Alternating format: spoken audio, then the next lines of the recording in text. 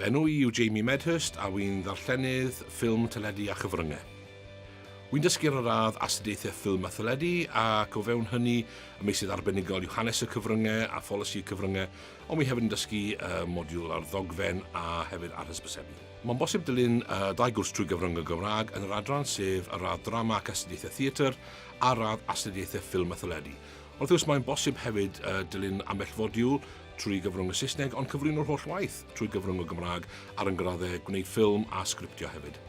Mae'r adran yn gwbl ddwyieithog, mae yna ethos Cymreig iawn yn yr adran i ni'n hyrwyddo addysg trwy gyfrwng y Gymraeg, a mae yna gyfleoedd hefyd tu allan i'r adran i ddilyn modiwlau a chyrsiau eraill trwy gyfrwng y Gymraeg trwy waith y Coleg Cymraeg Cenedlaethol.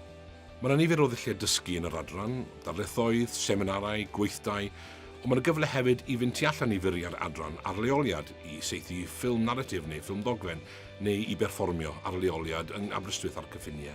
Mae'n ysod ehang o fodiwlau ar gael i astudio trwy gyfrwng y Gymraeg yn yr adran.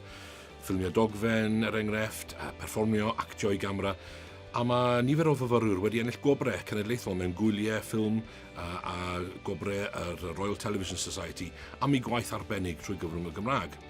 Mae'r profiadau sydd ar gael o ddysgu trwy gyfrwng Gymraeg yn yr adran felly yn cyfoethogi'ch profiad yn gyffredinol yn yr adran. Mae yna gyfleusterau arbennig ar gael i fyfyrwyr yn yr adran, o'r stiwdio dyledu, studio sain, ystafelloedd golygu a gofodau perfformio arbennig o radd uchaf. A wrth gwrs yn y gofodau hyn ac yn y studios yma fe gewch chi'ch dysgu gan staff sydd ag arbenigedd academaidd, ond hefyd sydd arbenigedd proffesiynol wedi bod yn gweithio yn y diwydiant ers nifer o flynyddoedd. Mae yna gyfleoedd i fyfyrwyr i gael lleoliadau gwaith, er enghraifft yn y radd astudiaethau ffilm a theledu.